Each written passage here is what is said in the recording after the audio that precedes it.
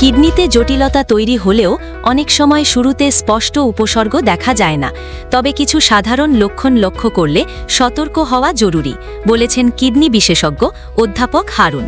প্রথমত, প্রস্রাবের পরিবর্তন কিডনির সমস্যার অন্যতম ইঙ্গিত। প্রস্রাব খুব কমে যাওয়া, রক্ত আসা কিংবা অতিরিক্ত ফেনা হওয়া কিডনির অসুস্থতার লক্ষণ হতে পারে। দ্বিতীয়ত, শরীরের বিভিন্ন অংশে ফোলাভাব দেখা দিলে সতর্ক হতে হবে।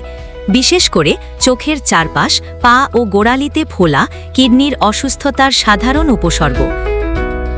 এছাড়াও অতিরিক্ত ক্লান্তি, ক্ষুধামন্দা, বমি ভাব, শ্বাসকষ্ট, ত্বকে চুলকানি এবং হঠাৎ রক্তচাপ বেড়ে যাওয়া কিডনির সমস্যার সংকেত হতে পারে। চিকিৎসকরা জানিয়েছেন, এসব উপসর্গ দেখা দিলে অবহেলা না করে দ্রুত চিকিৎসকের শরণাপন্ন হওয়া উচিত। নিয়মিত রক্ত ও প্রস্রাব পরীক্ষা, প্রয়োজন হলে আল্ট্রাসনোগ্রাফি কিডনির সুস্থতা নিশ্চিত করতে সহায়তা করে। কিডনির সমস্যা প্রতিরোধে স্বাস্থ্যকর খাদ্যাভ্যাস, পর্যাপ্ত পানি পান এবং উচ্চ রক্তচাপ ও ডায়াবেটিস নিয়ন্ত্রণে রাখার পরামর্শ দিয়েছেন বিশেষজ্ঞরা।